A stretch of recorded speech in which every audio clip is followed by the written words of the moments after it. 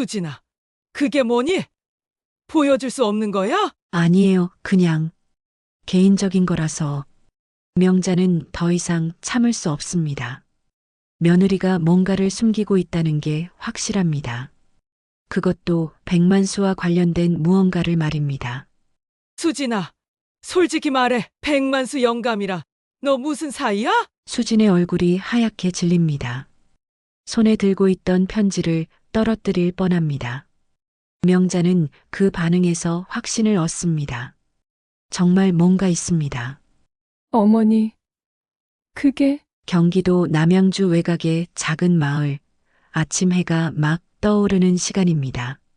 정명자는 어김없이 새벽 5시에 눈을 뜹니다. 65년을 살아오면서 단 한 번도 늦잠을 자본 적이 없었죠. 침대에서 일어나 무릎을 톡톡 두드리며 작은 한숨을 내쉬고는 부엌으로 향합니다. 수진아, 일어났니? 며느리 장수진의 방문을 살짝 두드리지만 대답이 없습니다. 아마 벌써 일어나서 조용히 준비하고 있을 겁니다. 수진이는 참 조용한 사람입니다. 시집 온 지 10년이 넘었는데도 여전히 말수가 적고 항상 고개를 살짝 숙이고 다니죠. 명자는 가끔 답답하기도 하지만 그래도 성실하고 예의 바른 며느리라고 생각합니다. 부엌에서 쌀을 씻으며 창밖을 내다봅니다. 저 멀리 골목 어귀에서 무언가 움직이는 그림자가 보입니다. 매일 아침이면 나타나는 그 사람, 백만수 노인입니다. 허리가 굽은 채로 낡은 수레를 끌고 다니며 폐지를 줍습니다. 명자는 고개를 저으며 중얼거립니다.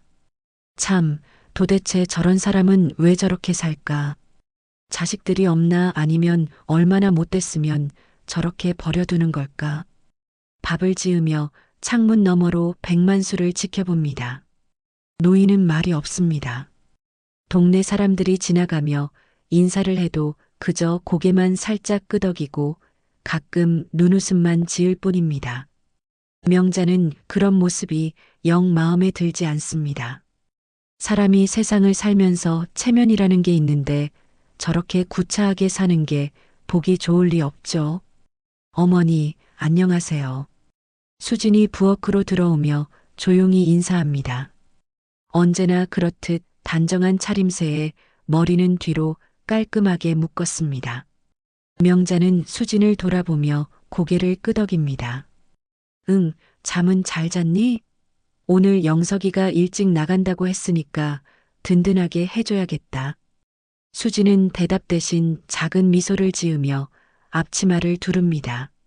명자는 수진이 창밖을 힐끗 보는 걸 놓치지 않습니다. 그런데 이상합니다.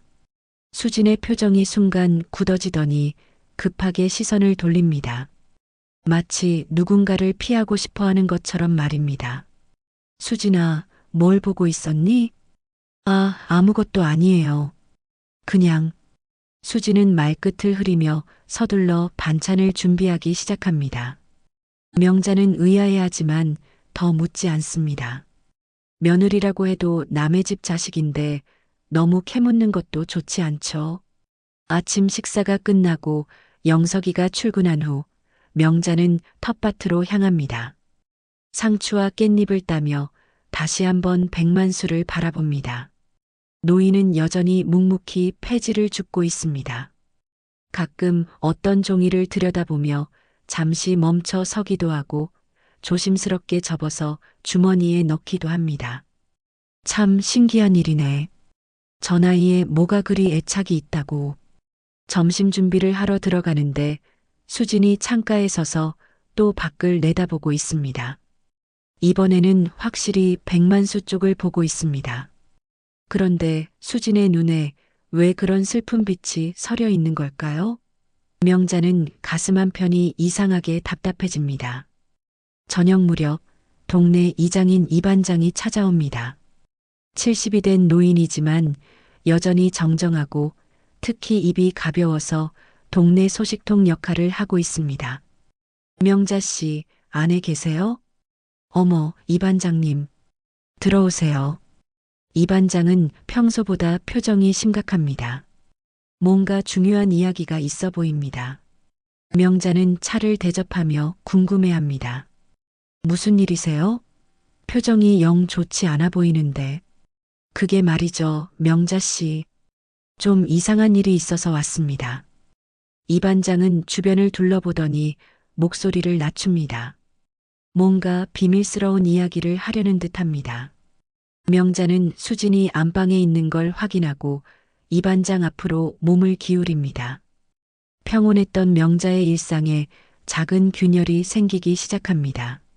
매일 보던 백만수에 대한 의문, 수진의 이상한 행동, 그리고 이 반장이 가져온 무언가 심상치 않은 소식. 모든 것이 조용히 얽혀가고 있습니다. 이 반장은 주머니에서 작은 사진 한 장을 꺼냅니다. 사진이 좀 낡아 보이지만 명자는 안경을 쓰고 자세히 들여다봅니다. 사진 속에는 젊은 남자와 어린 여자아이가 함께 웃고 있는 모습이 담겨 있습니다. 이 반장님, 이게 뭔가요? 그게 말입니다. 명자 씨. 오늘 아침에 백만수 영감이 폐지를 줍다가 떨어뜨린 거래요. 마을 사람들이 주어서 저한테 가져왔는데. 이 반장은 사진을 가리키며 말을 이어갑니다. 명자는 사진을 더 가까이 들여다봅니다. 젊은 남자의 얼굴이 어딘지 낯익습니다. 그런데 잠깐 이 사람이, 어머, 이 남자가 백만수 영감 아닌가요? 젊었을 때 모습 같은데. 맞습니다. 그런데 문제는 이 여자아이예요. 이 반장이 사진 속 어린 여자아이를 가리킵니다.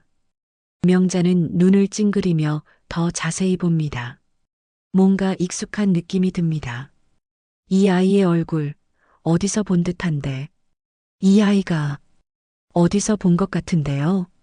그러니까요. 저도 그래서 이상해서 왔습니다. 이 아이 얼굴이 혹시 수진 씨 어릴 때 모습이랑 닮지 않았나요? 명자의 손이 순간 떨립니다. 사진을 다시 보니 정말 수진이와 닮았습니다. 특히 눈매와 코 모양이 똑같습니다. 하지만 이게 무슨 의미일까요? 설마 수진이와 백만수가 무슨 관계라도 있다는 건가요? 이 반장님, 이건 그냥 우연일 거예요. 세상에 닮은 사람 많잖아요. 그렇긴 한데, 그래도 좀 이상하지 않습니까? 백만수 영감이 왜 이런 사진을 간직하고 있었을까요? 명자는 가슴이 두근거리기 시작합니다. 오늘 아침 수진이가 창밖을 바라보던 그 시선, 백만수를 피하려던 그 모습이 다시 떠오릅니다. 혹시 정말 뭔가 있는 건 아닐까요? 이 반장이 돌아간 후 명자는 한동안 사진을 들여다봅니다. 볼수록 어린 여자아이가 수진이와 닮았습니다. 아니, 닮은 정도가 아니라 거의 똑같습니다. 명자는 불안해지기 시작합니다. 수진아, 잠깐 나와 보겠니? 수진이가 안방에서 나옵니다. 평소와 다름없이 조용한 모습이지만 명자는 이제 다른 시선으로 며느리를 바라봅니다. 수진아, 너 어릴 때 사진 있니? 한번 보고 싶어서. 사진이요? 왜 갑자기? 수진의 목소리가 약간 떨립니다. 명자는 그 변화를 놓치지 않습니다. 뭔가 숨기고 있는 게 분명합니다. 그냥 영석이 어릴 때랑 비교해 보고 싶어서. 손자 낳으면 누구 닮을지 궁금하잖니. 아, 네. 그런데 어릴 때 사진은 별로 없어요. 집안 사정이 좀. 수지는 말끝을 흐리며 다시 방으로 들어갑니다. 명자는 더욱 의심스러워집니다. 왜 이렇게 사진 이야기만 나오면 피하려고 할까요? 그날 밤 명자는 잠이 오지 않습니다. 계속 그 사진이 머릿속에 맴돕니다. 새벽 2시가 넘어서야 겨우 잠이 들었는데 다음 날 아침 일찍 이상한 소리에 잠이 깹니다. 수진이가 안방에서 뭔가를 뒤지는 소리입니다.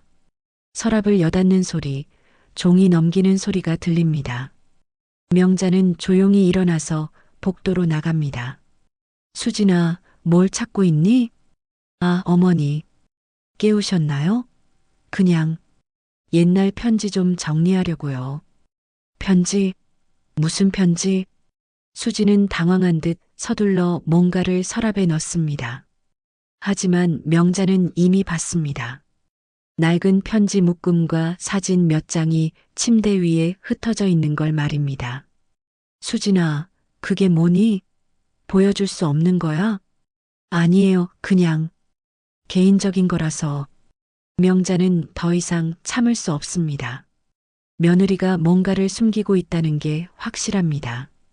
그것도 백만수와 관련된 무언가를 말입니다. 수진아, 솔직히 말해. 백만수 영감이랑 너 무슨 사이야?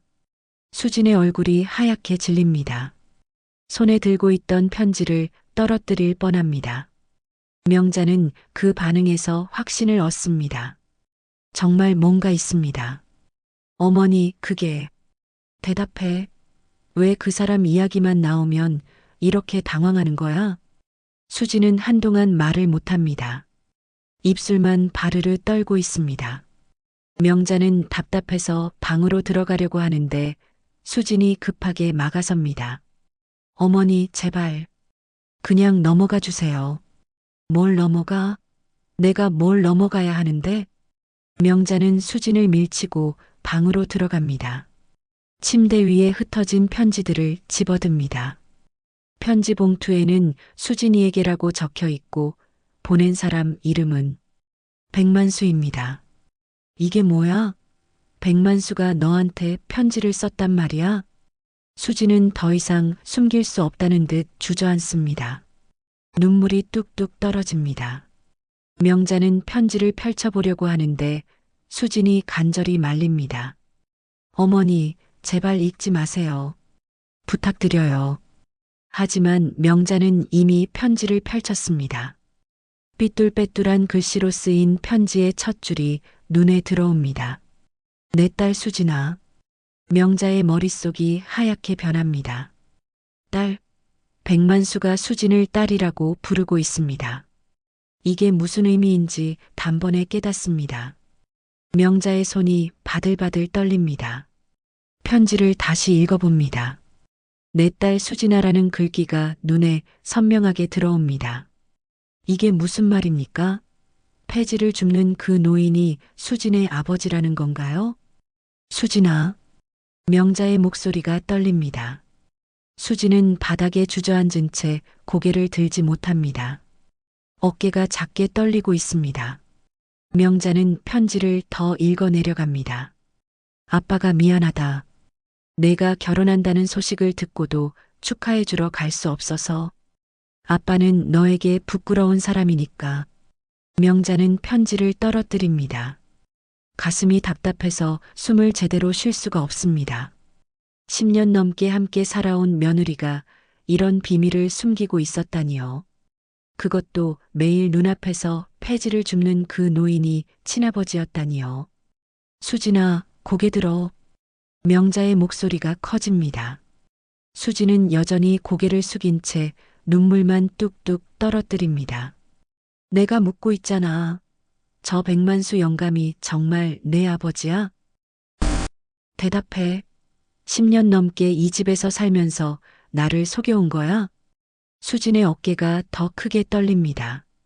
명자는 화가 치밀어 올라서 참을 수가 없습니다. 며느리를 믿고 살았는데 이런 중요한 걸 숨기고 있었다니요. 어머니, 죄송합니다. 겨우 나온 수진의 목소리는 너무 작아서 들리지도 않을 정도입니다. 명자는 더욱 화가 납니다. 죄송하다고? 그걸로 끝이야? 10년 동안 나를 바보로 만든 게 죄송하다는 말 한마디로 끝나는 거야? 명자는 방안을 왔다 갔다 합니다. 머릿속이 복잡합니다. 어떻게 이런 일이 있을 수 있을까요? 매일 아침 창밖에서 폐지를 줍는 그 초라한 노인이 며느리의 친아버지였다니요. 그럼 그동안 매일 아침마다 창밖을 내다보던 건 아버지를 보려고 한 거야?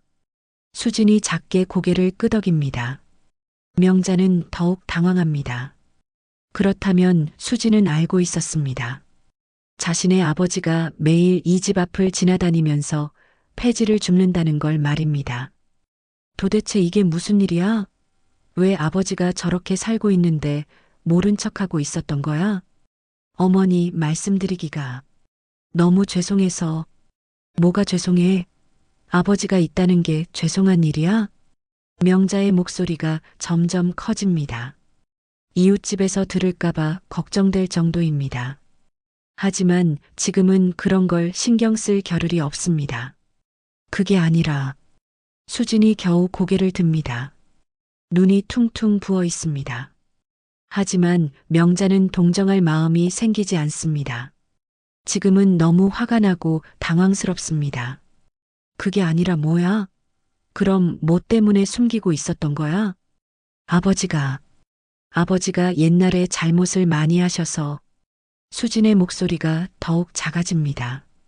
명자는 귀를 기울여야 겨우 들을 수 있을 정도입니다. 잘못?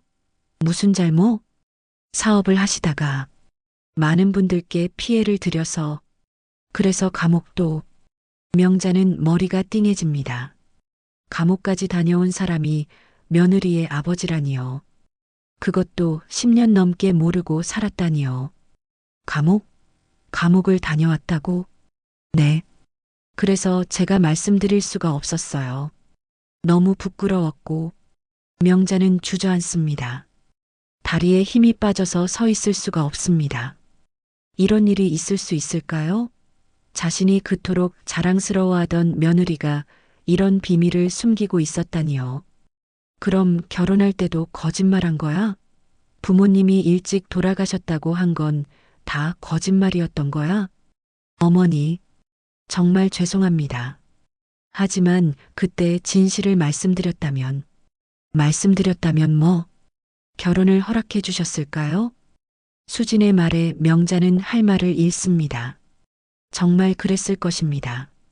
감옥까지 다녀온 사람의 딸과 아들을 결혼시켰을까요? 아마 절대 허락하지 않았을 것입니다. 그래서 나를 속인 거야? 우리 집안을 속인 거야? 어머니, 10년 동안 나를 바보로 만든 거야. 명자는 소리를 지릅니다.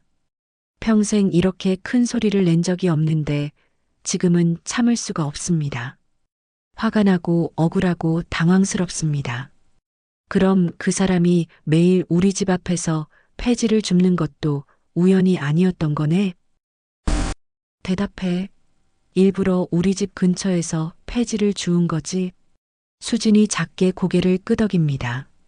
명자는 더욱 화가 납니다. 그렇다면 백만수는 며느리를 보기 위해서 매일 이 집 앞을 어슬렁거리고 있었던 것입니다. 어떻게 이런 일이 있을 수 있어? 명자는 벽에 기대서 가슴을 쓸어내립니다. 숨이 막힐 것 같습니다. 평생 체면을 지키며 살아왔는데 이런 일이 생기다니요. 어머니, 정말 죄송합니다. 하지만 아버지는 나쁜 분이 아니세요. 그냥 운이 없으셨을 뿐이에요. 나쁜 분이 아니라고? 사람들에게 피해를 주고 감옥까지 다녀온 사람이 나쁜 분이 아니라고? 어머니, 그리고 나를 10년 동안 속인 너도 나쁜 게 아니라고? 수지는 더 이상 대답할 수 없습니다. 그저 눈물만 흘릴 뿐입니다. 명자는 가슴이 답답해서 창문을 열어버립니다. 바깥 공기가 들어오지만 전혀 시원하지 않습니다. 이걸 영석이가 알면 어떻게 할까? 우리 아들이 이 사실을 알면 어떻게 될까? 수진의 얼굴이 더욱 창백해집니다. 남편이 이 사실을 알게 되는 것이 가장 두려웠던 모양입니다. 어머니, 제발. 영석 오빠한테는 말씀하지 마세요. 말하지 말라고? 내가 내 아들한테 거짓말을 하라는 거야? 명자는 더욱 화가 납니다. 이제 와서 부탁을 하다니요. 10년 동안 속여놓고 이제 와서 비밀로 하자고 하다니요. 거실에서 현관문 열리는 소리가 들립니다. 영석이가 점심 먹으러 돌아온 모양입니다. 명자와 수진은 동시에 긴장합니다. 어머니, 수진아, 나왔어요. 영석의 밝은 목소리가 들립니다. 평소와 다름없는 목소리입니다. 아직 아무것도 모르는 목소리입니다. 어머니, 수진아, 나왔어요.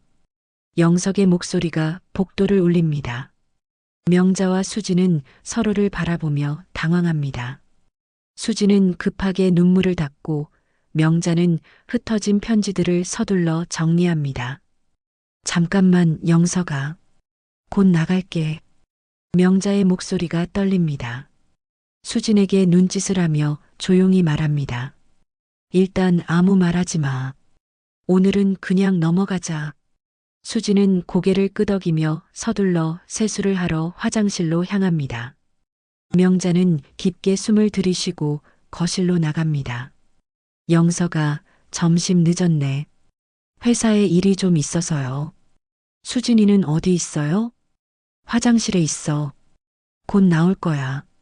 영석은 평소와 다름없이 넥타이를 풀며 소파에 앉습니다. 하지만 명자는 아들을 보는 시선이 예전과 달라졌습니다. 이 사실을 알게 되면 영석은 어떤 반응을 보일까요? 수진이 부엌에서 나와 조용히 밥상을 차립니다. 눈이 약간 빨갛지만 영석은 알아채지 못합니다. 평소처럼 조용한 수진의 모습이니까요.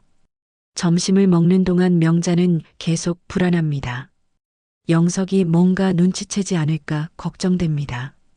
하지만 영석은 회사 이야기만 하며 평상시와 다르지 않습니다. 아, 그런데 어머니. 오늘 아침에 이 반장님이 우리 집 앞에서 뭔가 주우시더라고요. 뭘 주우신 거예요? 명자는 수저를 놓을 뻔합니다. 수진도 순간 몸이 굳습니다. 이 반장이 주운 게 바로 그 사진이었는데 영석이 봤다는 건가요? 아, 그냥 쓰레기 같은 거 아닐까? 그런데 이상하더라고요. 사진 같았는데 꽤 오래 들여다보시더라고요. 영석의 말에 명자는 더욱 긴장합니다. 혹시 영석도 그 사진을 봤을까요? 수진과 닮은 아이의 사진을 봤을까요? 영석아, 너도 그 사진 봤니?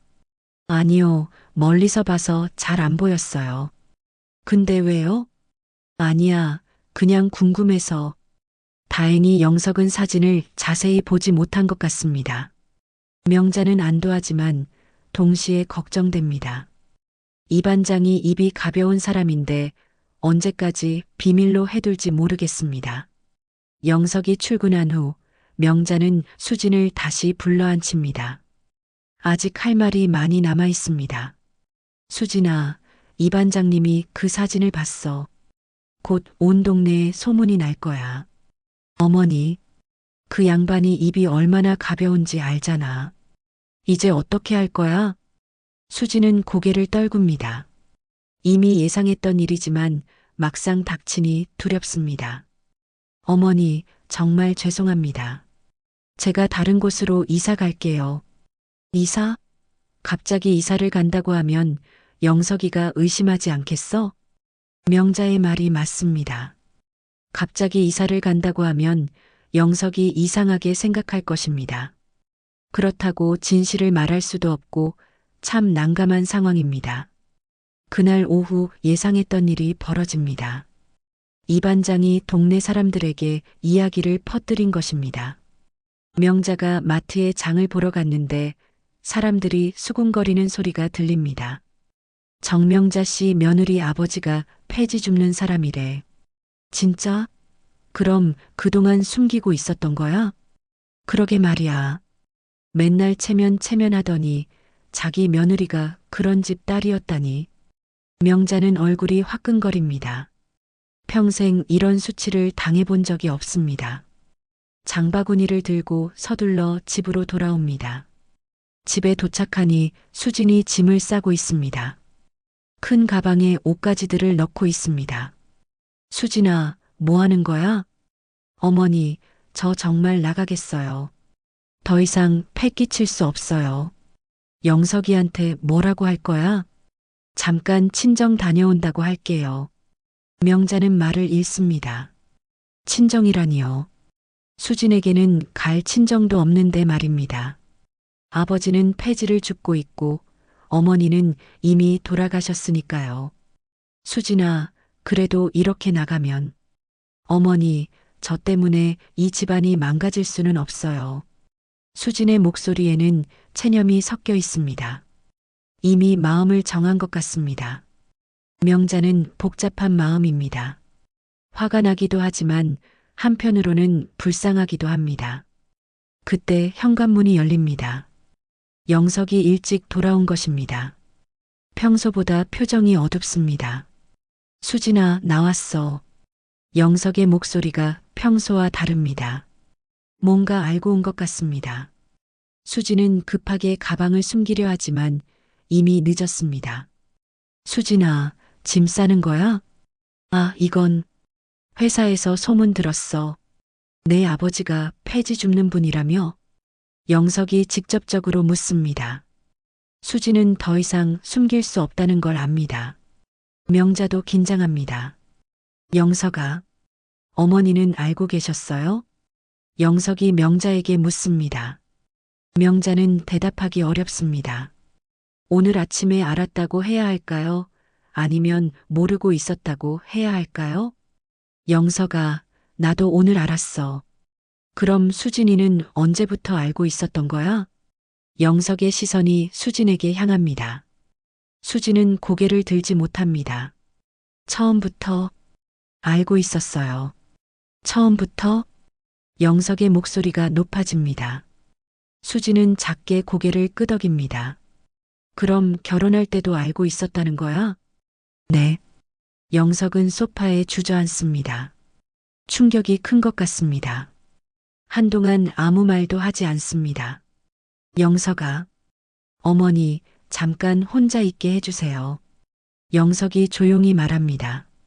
명자는 수진과 함께 부엌으로 나갑니다. 거실에서는 영석의 깊은 한숨 소리만 들립니다. 밤이 깊어도 영석은 거실에서 나오지 않습니다. 수진은 방에서 계속 짐을 싸고 명자는 복도를 왔다 갔다 합니다. 이 집안에 큰 변화가 일어나고 있습니다. 새벽 5시 명자는 잠을 이루지 못하고 일어납니다. 거실에서 영석이 소파에 앉아 멍하니 창밖을 바라보고 있습니다. 밤새 잠을 자지 않은 것 같습니다. 영석아, 거기서 뭐 하고 있니? 어머니, 아직 안 주무셨어요? 영석의 목소리가 쉬어 있습니다. 하룻밤 사이에 많이 늙어 보입니다. 명자는 아들 옆에 앉습니다. 이혼 생각해 보자고 했다며? 네. 어제 수진이한테 말했어요. 명자는 가슴이 답답합니다. 비록 며느리가 거짓말을 했지만 10년 넘게 함께 살아온 가족인데 이렇게 헤어져야 하는 걸까요? 그래도 너무 성급한 거 아니야? 어머니, 결혼이 거짓말 위에 세워진 건데 어떻게 계속 살 수 있어요? 영석의 말이 맞기는 합니다. 하지만 명자는 뭔가 찜찜합니다.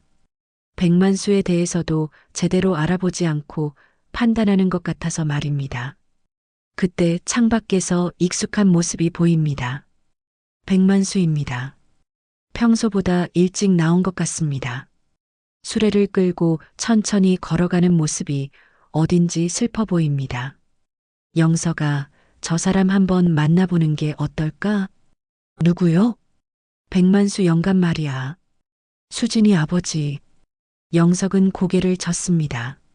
만나고 싶지 않다는 뜻입니다. 어머니, 만나서 뭘 하겠어요? 이미 다 끝난 일인데. 그래도 한쪽 이야기만 듣고 판단하는 건 좀.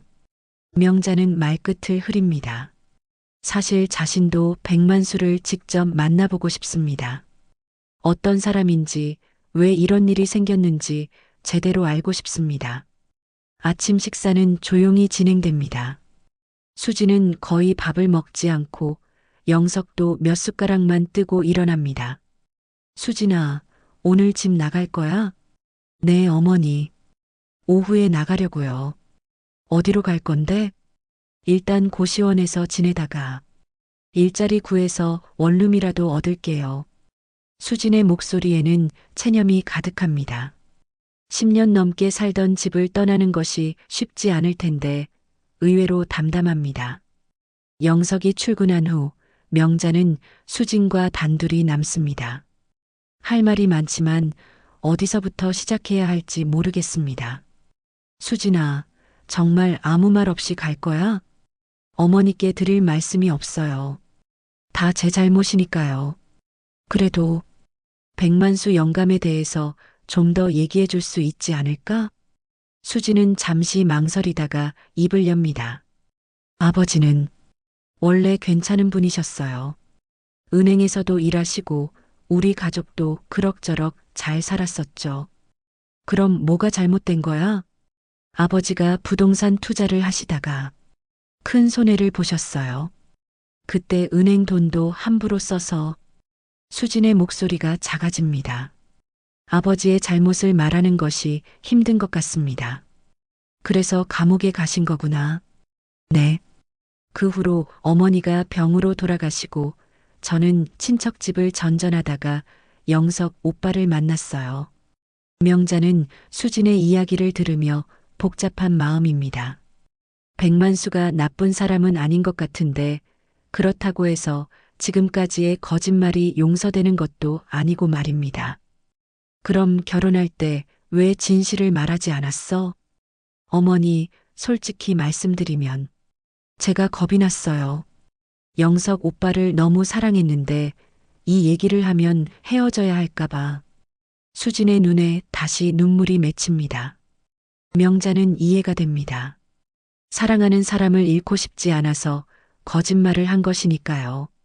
오후가 되자 수진은 정말로 짐을 챙겨서 집을 나섭니다. 명자는 현관까지 나와서 배웅합니다. 수진아, 몸 건강히 잘 지내라.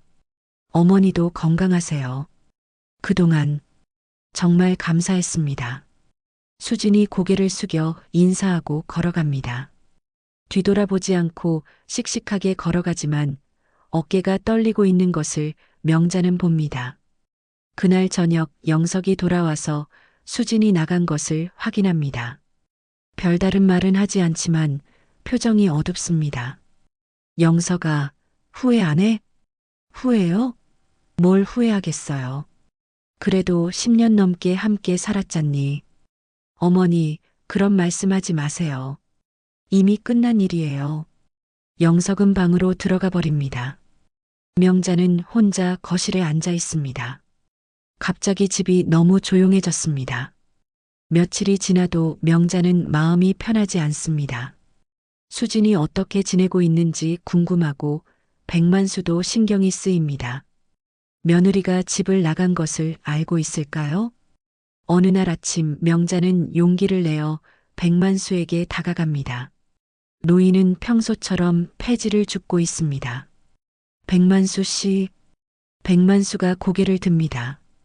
명자를 보고 놀라는 표정입니다. 잠깐 이야기 좀 할 수 있을까요?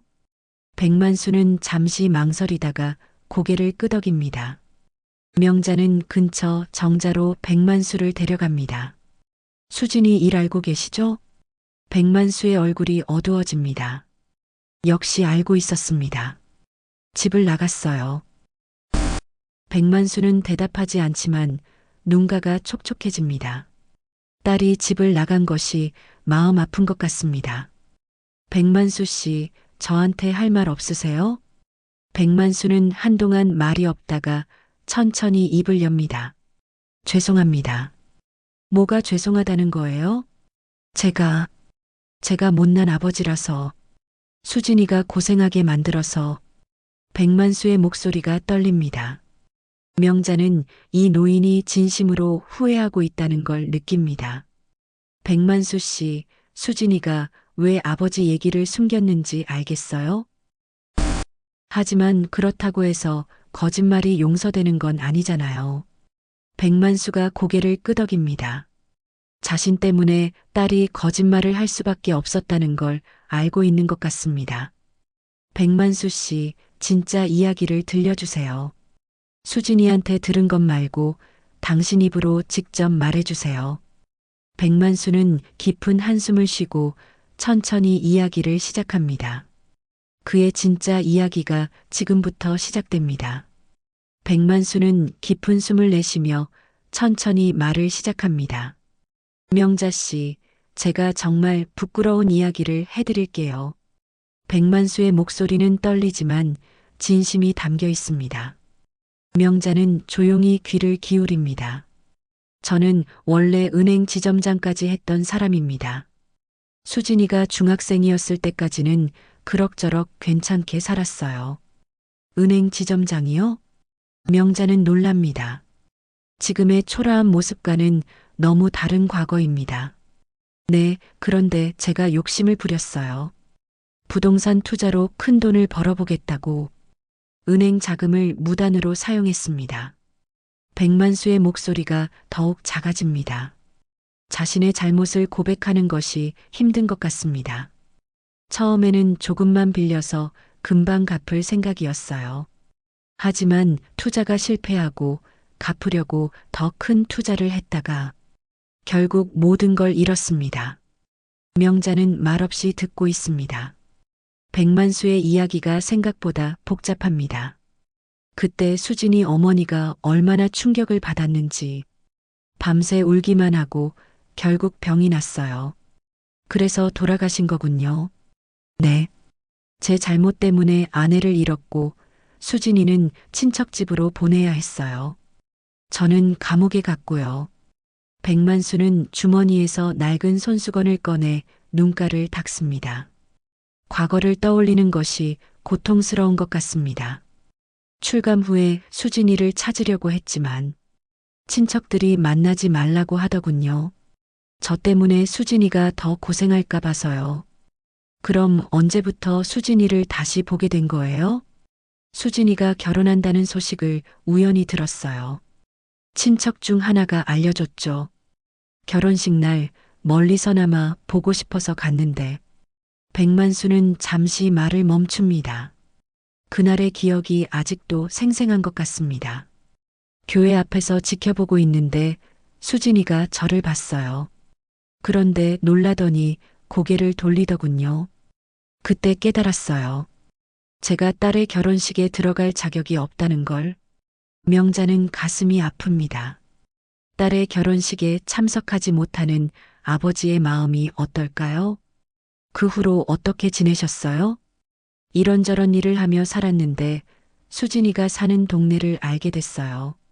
그래서 폐지를 줍는 척하며 가끔 얼굴이라도 보려고 했습니다. 매일 오신 거예요? 네. 바보 같은 짓이었지만 딸 얼굴 보는 게 하루의 낙이었어요. 명자는 복잡한 마음입니다. 백만수의 행동이 이해되기도 하지만 한편으로는 답답하기도 합니다. 그럼 수진이와는 대화를 한 적 없으세요? 몇 번 편지를 썼어요. 수진이 우편함에 넣어뒀죠. 하지만 만나자는 말은 못했어요. 민폐가 될까 봐서. 백만수는 다시 주머니를 뒤집니다. 낡은 성경책 한 권과 작은 수첩이 나옵니다. 이게 뭐예요? 수진이 어릴 때 일기장이에요. 제가 감옥에 있을 때도 계속 간직하고 있었어요. 명자는 일기장을 받아듭니다. 어린 글씨로 쓰인 일기가 보입니다. 아빠가 빨리 돌아오셨으면 좋겠어요 라는 문장이 눈에 들어옵니다. 이걸 왜 저한테 주시는 거예요? 수진이가 집을 나갔다고 하셨잖아요. 이거라도 전해주세요. 아빠가 늘 미안해하고 있다고. 백만수의 목소리가 떨립니다. 명자는 일기장을 받아들고 마음이 복잡해집니다. 백만수 씨, 수진이를 정말 사랑하시는군요. 제가 못난 아버지지만 딸만큼은 세상에서 제일 소중해요. 그런데 제 때문에 딸이 고생하고 있으니 백만수는 더 이상 말을 잇지 못합니다. 명자는 이 노인이 진심으로 후회하고 있다는 걸 느낍니다. 백만수 씨, 앞으로 어떻게 사실 거예요? 잘 모르겠어요. 수진이가 집을 나간 이상, 더 이상 이 동네에 있을 이유도 없고, 어디 갈 곳 있으세요? 아니요. 그냥 폐지나 주우며 하루하루 살아갈 뿐이에요. 명자는 백만수를 보며 안타까운 마음이 듭니다. 비록 잘못을 했지만 이렇게 혼자 외롭게 사는 것이 너무 가혹해 보입니다. 백만수 씨, 수진이한테 하고 싶은 말 있으세요? 미안하다고. 아빠가 정말 미안하다고 전해주세요. 그리고 행복하게 살라고. 백만수는 일어서려고 합니다. 오래 앉아있기가 힘든 것 같습니다. 백만수 씨, 잠깐만요. 명자가 백만수를 붙잡습니다. 뭔가 더 해야 할 말이 있을 것 같습니다. 수진이가 어디 사는지 알고 계세요? 아니요, 모릅니다. 알려고 하지도 않았어요. 왜요? 제가 알면 또 찾아가고 싶어질 테니까요. 수진이에게는 저 같은 아버지가 없는 게 나을 거예요. 명자는 가슴이 먹먹합니다. 딸을 사랑하지만 딸을 위해 멀리 있으려는 아버지의 마음이 느껴집니다. 그날 밤 명자는 잠이 오지 않습니다. 백만수와의 대화가 계속 머릿속을 맴돕니다. 수진의 일기장도 다시 읽어봅니다. 어린 수진이가 얼마나 아버지를 그리워했는지 느껴집니다. 이 가족이 이렇게 헤어져야 하는 걸까? 명자는 혼잣말을 합니다. 비록 시작은 거짓말이었지만 이제는 진실을 알았으니 뭔가 다른 방법이 있을 것 같은데 말입니다. 며칠 후 명자는 충격적인 소식을 듣습니다. 백만수가 쓰러졌다는 것입니다. 이 반장이 급하게 달려와서 알려줍니다. 명자 씨, 큰일 났어요. 백만수 영감이 심장 발작으로 쓰러져서 병원에 실려갔대요. 명자는 깜짝 놀랍니다. 며칠 전까지만 해도 멀쩡했는데 갑자기 쓰러졌다니요. 지금 어느 병원에 있대요? 남양주 중앙병원이래요. 그런데 상태가 안 좋다고 하더라고요. 명자는 급하게 병원으로 향합니다. 택시 안에서도 마음이 급합니다. 백만수가 얼마나 아픈지, 혹시 위험한 상황은 아닌지 걱정됩니다. 남양주 중앙병원에 도착해서 응급실을 찾아갑니다. 간호사에게 백만수를 찾는다고 하니 중환자실로 옮겼다고 합니다. 보호자이신가요? 아, 그게 명자는 대답하기 어렵습니다. 보호자라고 할 수는 없고 그렇다고 남이라고 하기도 그렇습니다. 가족이 아니시면 면회가 어려우실 텐데요. 저는 그분 딸과 아는 사이예요. 간호사는 잠시 망설이다가 중환자실 앞으로 안내해 줍니다. 유리창 너머로 백만수가 보입니다. 여러 기계에 둘러싸여 있고 의식이 없어 보입니다. 의사 선생님은 언제 오세요? 곧 회진 시간이에요. 잠깐 기다리시면 상태에 대해 설명해 드릴 수 있을 거예요. 명자는 중환자실 앞 의자에 앉아 기다립니다. 백만수를 보니 가슴이 답답합니다. 며칠 전까지만 해도 걸어다니며 이야기를 나누었는데 이렇게 갑자기 위험해질 줄 몰랐습니다. 의사가 나와서 상황을 설명해 줍니다. 심장 발작이 꽤 심했습니다. 나이도 있으시고 평소 건강 상태도 좋지 않으셨던 것 같아요. 회복 가능성은 어떤가요? 솔직히 말씀드리면 낙관하기 어려운 상황입니다. 의식을 회복하실지도 확실하지 않고요. 명자는 충격을 받습니다. 이렇게 심각한 상황인 줄 몰랐습니다. 가족분들에게 연락을 드려야 할 텐데요. 딸이 있긴 한데 연락처를 모르겠어요. 명자는 고민됩니다. 수진에게 연락해야 하는데 수진의 전화번호를 모릅니다. 영석이에게 물어봐야 할까요? 병원에서 나와 영석에게 전화를 걸어봅니다. 회사에 있는 영석의 목소리가 들립니다. 어머니, 무슨 일이에요? 영석아, 백만수 영감이 병원에 입원했어. 상태가 안 좋대. 전화 너머로 영석의 한숨 소리가 들립니다. 그래서요? 수진이한테 연락해야 하지 않을까? 어머니, 그럴 필요 없어요. 이미 끝난 관계인데요. 그래도 아버지인데. 어머니, 제발 그런 말씀하지 마세요. 저희와는 상관없는 일이에요. 영석이 전화를 끊어버립니다. 명자는 답답합니다. 아무리 화가 나도 사람이 위험한데 이렇게 냉정할 수 있을까요? 명자는 수진이가 일하는 곳을 찾아보기로 합니다. 동네 사람들에게 물어보니 시내 식당에서 일한다는 소문이 있습니다. 시내로 나가서 여러 식당을 돌아다니며 수진을 찾아봅니다.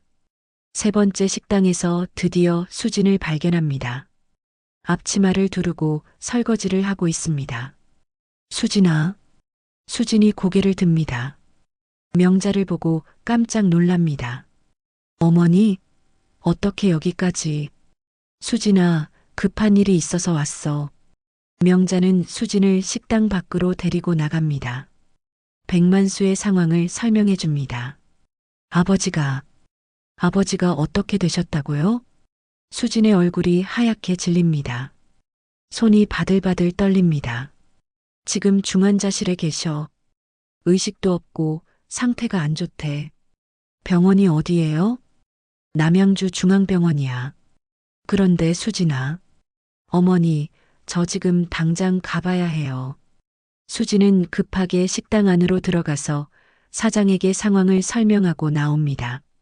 명자와 함께 병원으로 향합니다.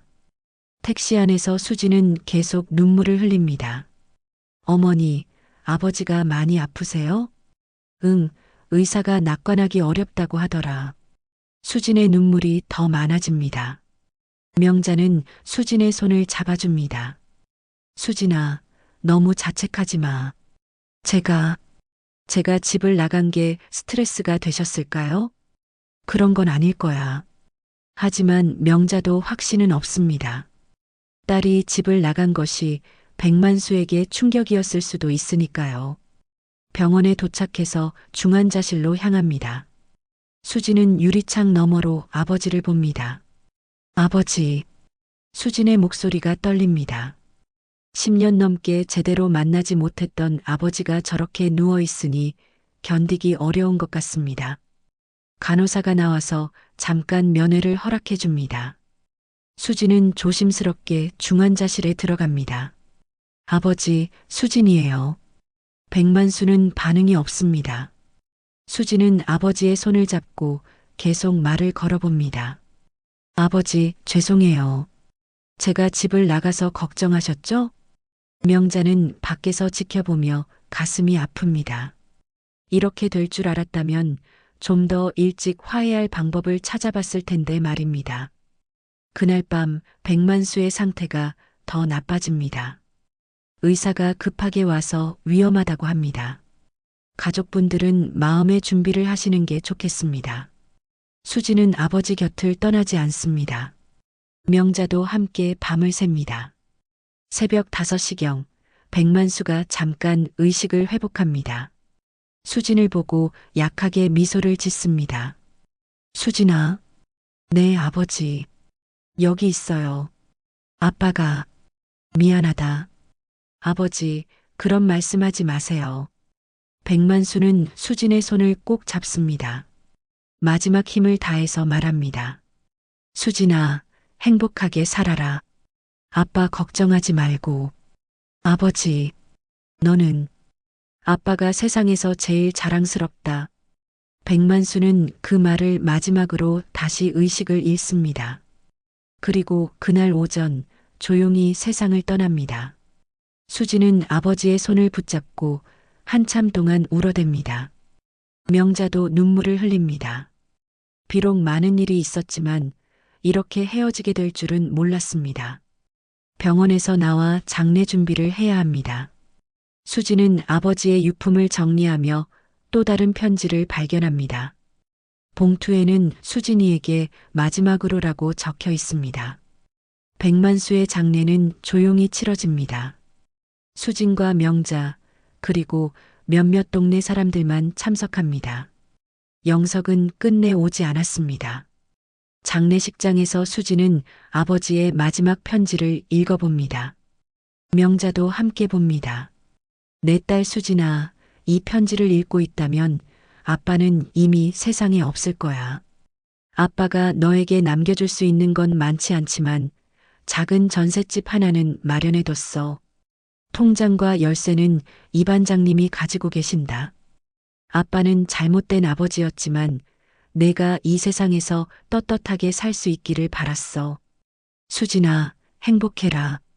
그게 아빠의 마지막 소원이야. 수진은 편지를 읽으며 눈물을 흘립니다.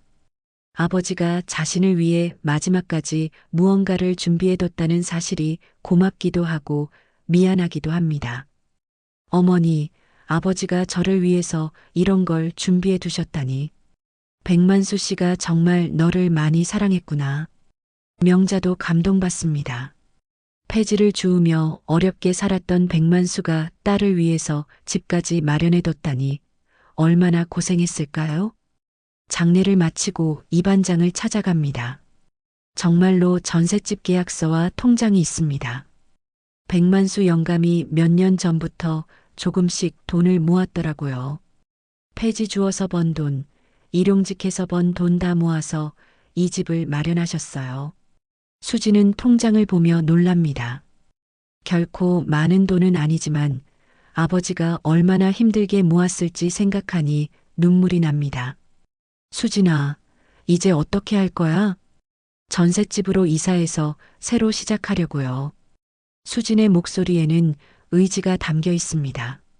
아버지의 마지막 선물을 헛되이 하지 않겠다는 각오입니다.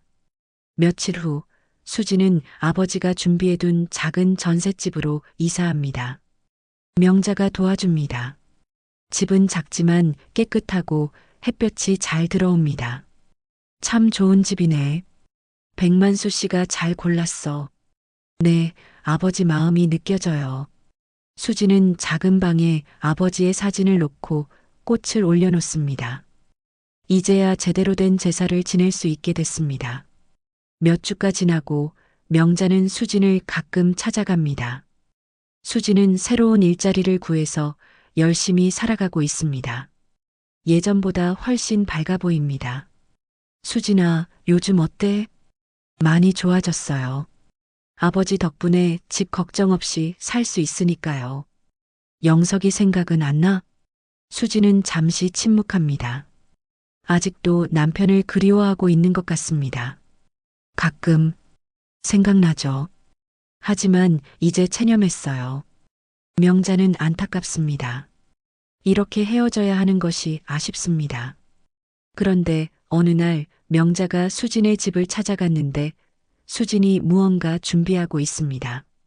수진아, 뭘 하고 있니? 어머니, 아버지 묘에 갈 준비를 하고 있어요. 오늘이 아버지 돌아가신 지 한 달째 되는 날이거든요. 아, 그렇구나. 나도 함께 가면 안 될까? 어머니가 함께 가주시면 정말 고맙죠. 두 사람은 함께 백만수의 묘를 찾아갑니다. 수지는 아버지가 좋아하셨던 국화꽃을 가져왔습니다. 묘 앞에서 수지는 무릎을 꿇고 절을 올립니다. 명자도 함께 절을 합니다. 아버지, 수진이에요. 잘 지내고 계세요? 수지는 아버지께 근황을 이야기합니다. 새로운 집에서 잘 살고 있다는 것, 일도 열심히 하고 있다는 것을 말씀드립니다. 아버지, 이제야 알겠어요. 아버지가 저를 얼마나 사랑하셨는지. 명자는 수진의 말을 들으며 눈물이 납니다. 이렇게 늦게나마 부녀가 마음을 통했다는 것이 다행입니다. 묘에서 돌아오는 길에 명자는 수진에게 말합니다. 수진아, 너는 내 며느리야. 앞으로도 계속 그럴 거고, 어머니, 영석이가 뭐라고 해도 너는 우리 가족이야. 수진은 감동받습니다. 명자가 여전히 자신을 가족으로 여겨준다는 것이 고맙습니다. 그날 저녁 명자는 집에 돌아와서 영석과 진지한 대화를 나눕니다. 영석아, 엄마가 수진이를 만나고 왔어. 어머니, 또 왜 그러세요?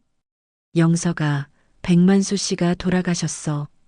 영석의 표정이 순간 굳습니다. 아무리 화가 나도 사람이 죽었다는 소식은 충격적입니다. 수진이가 혼자 장례를 치렀어. 너무 외로워 보이더라. 그래서요?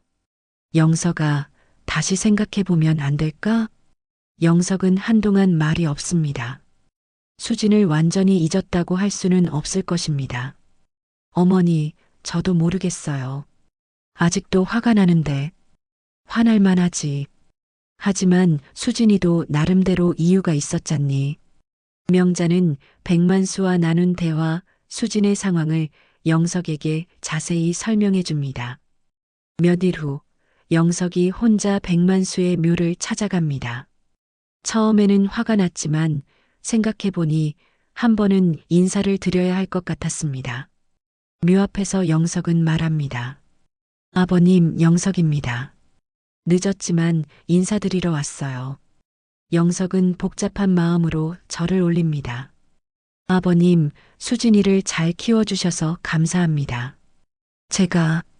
제가 너무 화만 냈나 봅니다. 그날 밤 영석은 수진의 집 앞에 서 있습니다. 들어가야 할지 말아야 할지 망설이고 있습니다. 수진이 저녁 준비를 하다가 창밖으로 영석을 봅니다. 깜짝 놀라서 문을 열어봅니다. 영석 오빠? 수진아. 두 사람은 오랫동안 서로를 바라봅니다.